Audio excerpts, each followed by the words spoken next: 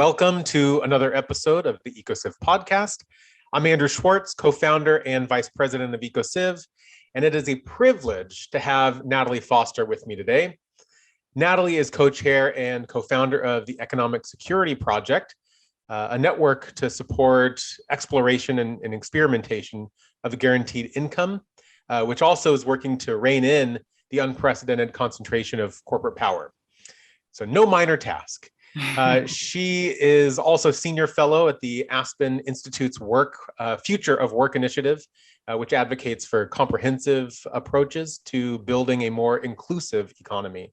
So both of those things are things we hope to talk about today. She is author of Chapter 14. I'm sure this is the most famous thing she's known for, being author of Chapter 14 in The New Possible, which is one of the sort of inspirations for this podcast series. Today, we're going to be talking about reframing work for the long-term well-being of people on the planet, and basically anything else Natalie wants to talk about. So Great. Thanks for joining me. It's such a pleasure to be here. Thanks for having me. You know, let's just dive into to the questions of value and worth. Why not? I noticed in your chapter, you argue that, quote, work is not worth. And I absolutely love that line. Could you say a little bit more about this tendency to equate work with worth and the problem with such thinking? What are the implications? Yeah, I think 40 years of neoliberal capitalism have shown us a couple of key things, one of which is that, trickle-down economics does not create thriving, equitable societies. And two is, as we have become a low-wage nation, as most of the jobs in America have become service sector jobs, which are very precarious, which are low wage, it has become even more clear that work never equated to worth, but work really doesn't equate to worth now, when worth is when so much of the frontline workers in today's world are paid at the very bottom of the wage scale, or are in very precarious work situations. And yet they were the frontline workers. They were the people keeping, the world moving during a pandemic, and were putting their lives at risk to show up to bag groceries at a supermarket and to sweep floors at a hospital, just to name one of the many, many types of frontline work, that was happening, that was paid very little with such high risk. So that was work we very much valued and didn't show it through the paycheck, just reminding us how deeply broken that connection between work and worth are. And the challenge, of course, is that if you have told generations of people that your worth is through your work, then there are deeply held beliefs, even among those for whom the economy is not working, that it is their fault. There are deeply held beliefs among people at the top of the income ladder who believe poverty is a moral failing, as opposed to a symptom of a structure that is not working and is systemically excluding large numbers of people. And if we believe it's individuals' fault, then we believe it's an individual problem to solve, not a structural problem to solve. And I think that is where, again, 40 years of neoliberalism has shown us that it must be a structural shift in order to make, an economy that works for everyone. Absolutely. So one of the structural shifts I know you've been working on is this guaranteed income. And I think sometimes when the notion of a guaranteed income comes into public discourse, you get critics arguing exactly like you just said, it's the individual problem, not a structural problem. And effectively, it's unethical to steal from the rich and give to the poor. And that if people want to succeed in our current system, they just need to work harder. So what do you say to those sorts of concerns, those criticisms? Why a guaranteed income, and how is this actually a solution to economic inequality? Yeah, well, my journey has been through the future of work. And I got very interested in what we, for a very long period of time, built all of our social safety net and frankly, our social contract through a very specific type of employment, which has been fissured over the course of 40 years of neoliberalism, as work has become more and more service sector, more and more fissured and gigified, if you will, as opposed to, the jobs that we were actually negotiating around, 50, 60, 70 years ago, where, you would have a job for 50 years, there would be a pension at the end of it, all of your healthcare, all of your tax benefits, all of your social safety net, your retirement, that would all flow through your employer. And that was a negotiated position that unions, employers, and the government had after a very bloody period in American history where we were sort of saying, this is how we're going to do it. Employers are going to take responsibility. Government is going to make sure that happens. And from that sort of Treaty of Detroit contract to now, we have just seen an erosion and a fissuring and an end run around that contract. So we live in a world where work is precarious. It pays very little. The largest source of employment is in the service sector. And so what should the social contract look like? Because it shouldn't look like this, where Americans have to work 2 to 3 jobs to put money on the table just to make ends meet, and where, going to the emergency room could bankrupt any family. Like, that's not it. So what should it look like? And got interested in a lot of the solutions around non-traditional types of work, like this idea of portable benefits, right? That we should have benefits as workers that move with us through our work life, regardless of who our employer is. But even that felt insufficient, because at the end of the day, I believe there are just things that need to be guaranteed to people in order for the economy and for families to have the resilience needed to make it through chaotic times. And an income floor seems like one of the simplest things that we could guarantee. I think it sits alongside a guarantee of healthcare, a guarantee of housing, a guarantee of excellent public education. Those are all things we should have in an economic bill of rights someday, to sort of riff on Derek Hamilton's work, who is situated at the New School, and his thinking around what an economic bill of rights would look like. But an income floor is the type of thing we could guarantee tomorrow. And in fact, we're starting to see that. So one of the big shifts is inside the American Rescue Plan that was passed earlier in 2021 by Joe Biden and Congress, and is now being debated right now here at the end of 2021 inside of a big reconciliation package and a Build Back Better agenda, is the child tax credit. And what's noteworthy about the child tax credit is that it sounds like pretty vanilla tax credit, that just everybody can get behind. But in fact, it is an income floor for parents with children. It's paid out monthly. It comes through the IRS. There is no application you have to fill out. It's just debited directly into your account each month, nearly $300, up to $300 per kid per month, with no strings attached. Parents are using that money to raise their families as they see fit. They can count on it no matter what happens. If their hours are cut back, if they lose their job, if they have to quit their job because it no longer pencils out to pay for very expensive childcare and keep their minimum wage job, if any of that happens, the child tax credit still comes in the door. So it sits alongside wages and creates a resilience among families that allow them to take care of themselves in the way they see fit. And so I think that is really a helpful visualization of what an income floor could look like in America. That's cool. And it's great to know that that's something that's sort of already in the works, which I think is inspiring. You had mentioned the sort of need for resiliency. And I think something that we've seen definitely with COVID is that it's revealed so much of the insecurity of our sort of social contract for workers. Can you say a little bit about what you've seen in light of COVID the last couple of years now, and how this sort of pandemic has shed light on the inadequacies of our economic structure and in the way that we embody working? Yeah, I mean, what's so crazy about the last 2 years is it's just laid bare how deeply intertwined we are. That if one of us is not doing well, all of us are not doing well. And that is just never more true than with a virus that is, spread by proximity. We are able to stay safe by, sort of being able to make decisions for our own families and our own selves. And without, so our intertwinedness is so clear, as is our need for agency and our need for the ability to, stay home and work from behind Zoom, or stay home and take care of my kid when they're sick and not go to work in this period when, we really need to not be spreading germs. So I just think it's really made it clear. And as it has sort of this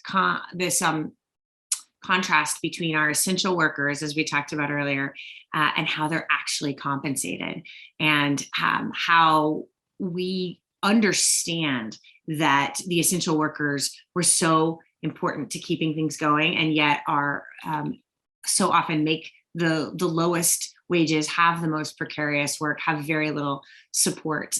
And that if people lose their jobs in a moment of great economic upheaval, they also lose their healthcare, that's still the experience of so many families in the midst of a pandemic. It's brittle and it's fragile, and it needs to be thick and resilient and supported. And one of the ways economically we can do that is through guaranteeing income no matter what happens in the labor market, or with the pandemic, or in a climate catastrophe. I live in California, and we are right now in the midst of fire season. That means at any moment we would have to grab our bags and head out, because a fire could sweep through the incredibly dry ecosystem that California, lives in. And there will be more crises. We need to build in a way that allows people to weather those crises. And that was not what, the last 40 years of capitalism has brought us. And it never promised us that either, by the way. It promised us efficiency and lower prices, but not resilience.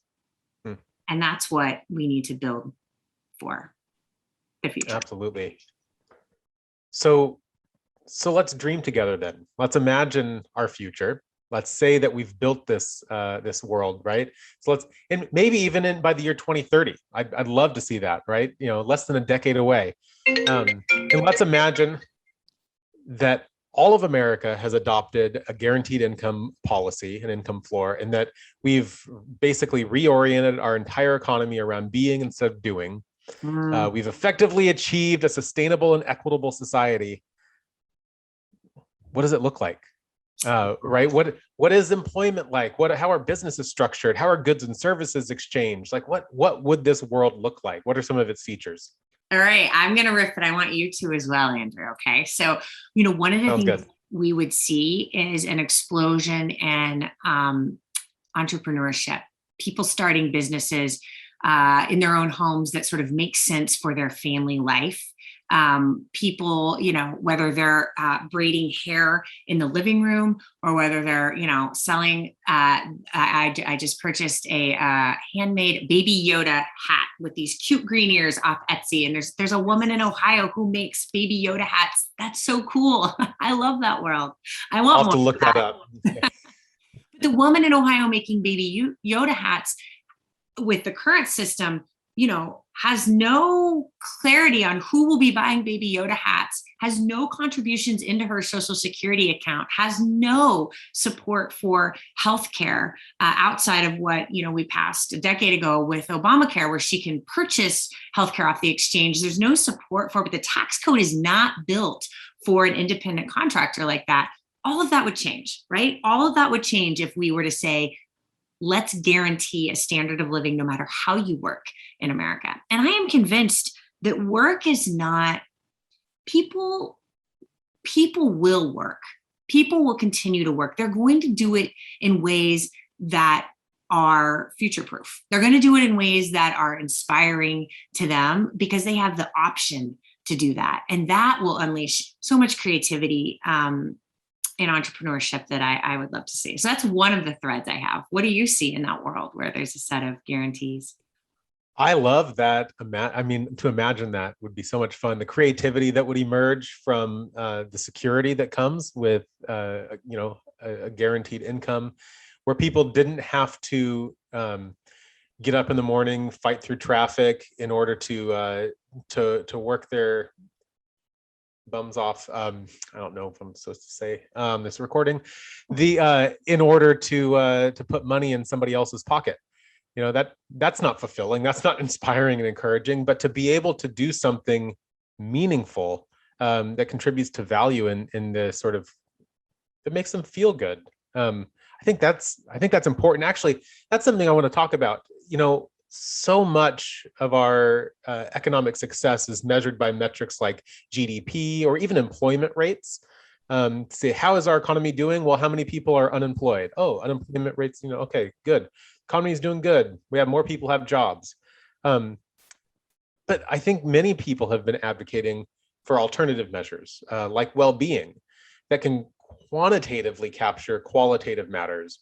And I'm wondering what it would look like, for example, to measure meaningful work as opposed to simply employment status.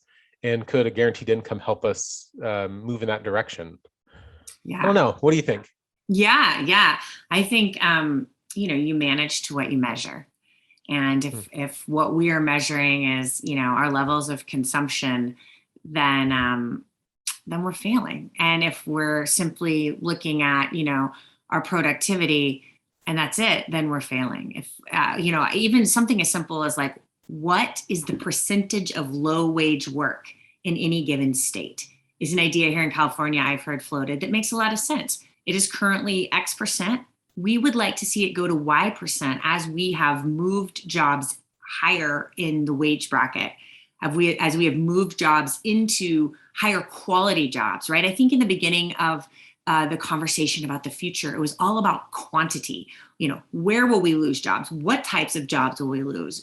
And it's actually a question of quality, because we know that very few jobs are entirely going to be eliminated. They will be augmented by technology and automation that is happening now, or they will be jobs that are completely automation proof, like caregiving jobs. But if they aren't quality jobs, right? Caregiving is slated to be the largest occupation by 2040 as we move into a boom of aging Americans, a boom of, young children. There's disabled people that need care throughout the course of their life. And if that job continues to be incredibly low paid, happening in the margins without the protections of our existing, employment system, without any pension or 401k or social security contributions even that are set aside, if that work continues to be precarious, then we'll be in a position where we have a large number of them and very low quality jobs. So really, I think it's about the type of quality that we have as well.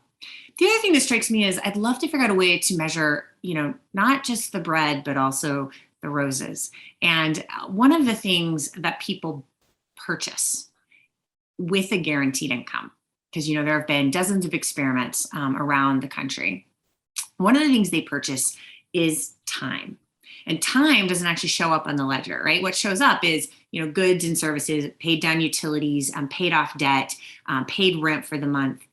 But the other thing people are able to do is stop a third gig and buy time. And so I think of this father in Stockton named Tomas, and he was an early recipient of the guaranteed income demonstration in Stockton, California. It was a history-making demonstration that the then Mayor Michael Tubbs launched years ago to sort of demonstrate what it would look like. So 125 families were randomly selected out of different census tracts that were at the median income level and below.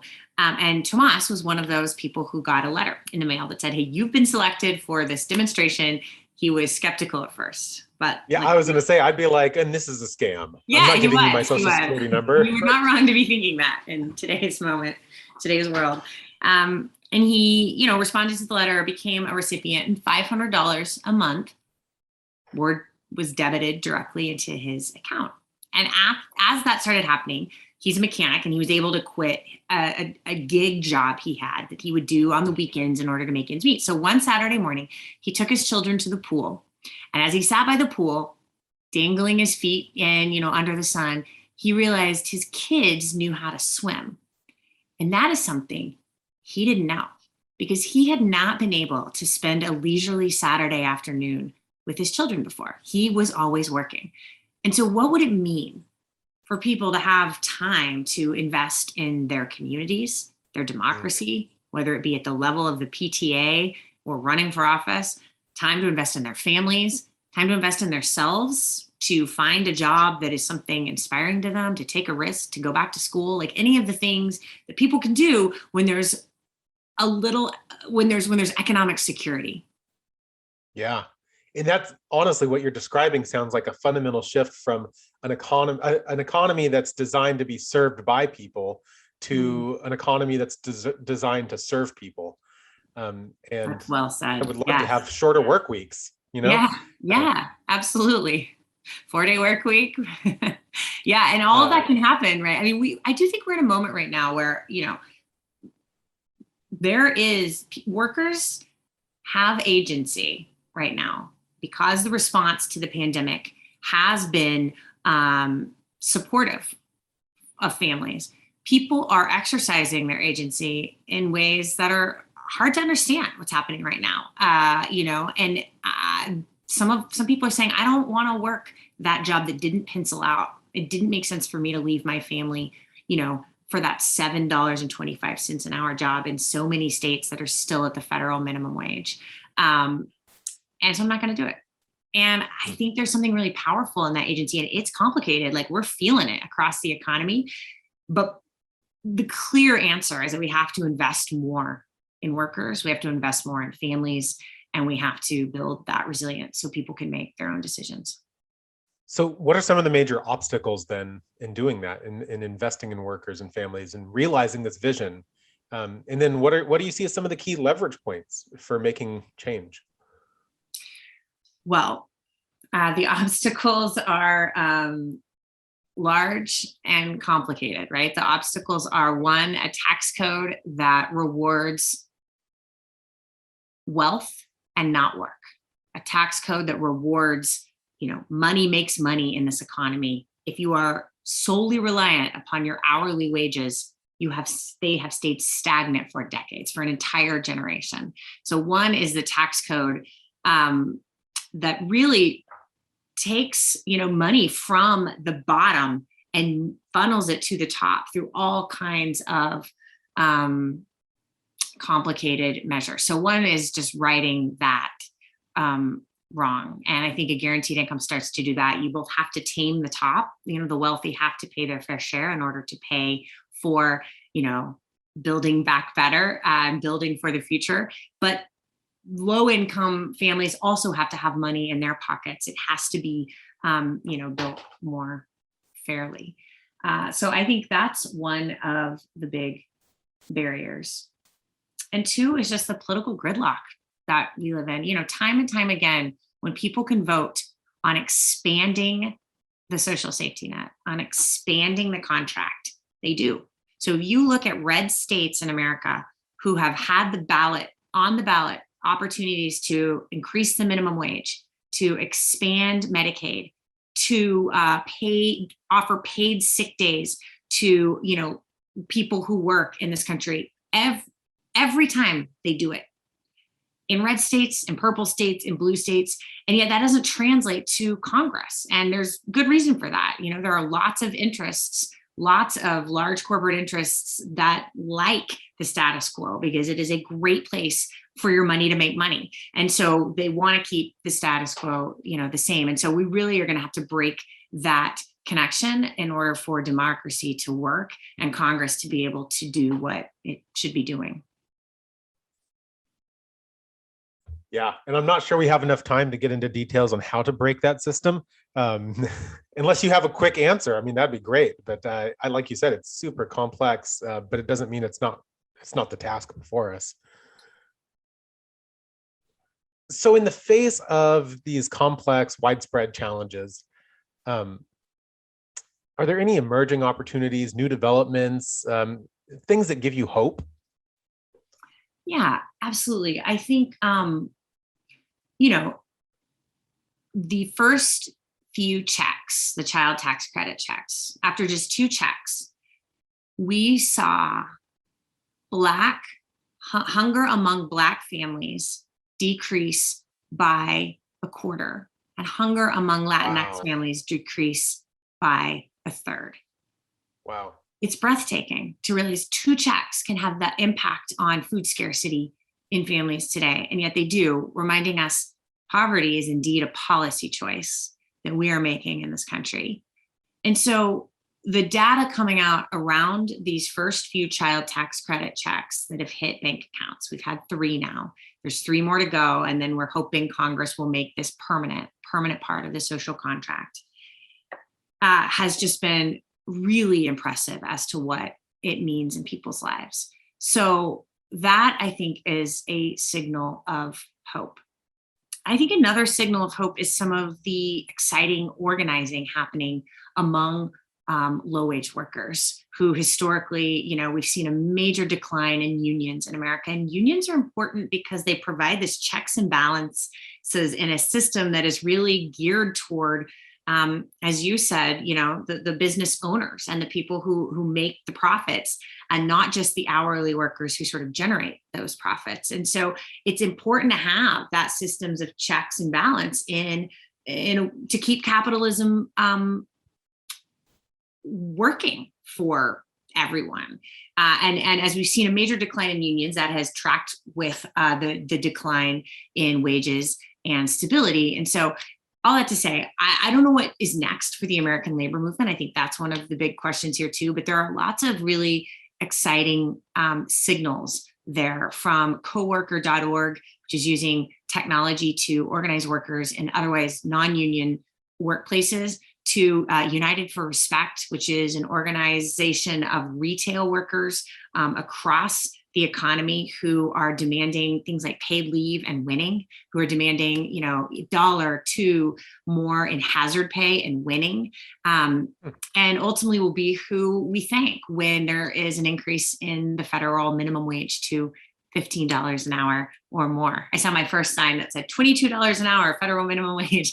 And I thought, all right, let the stakes keep raising because the prices keep raising, because the cost of living keeps being raised. So it is time that, we track our demands, that our demands be commensurate to what a thriving life would actually look like. So those are 2 of the signals I see.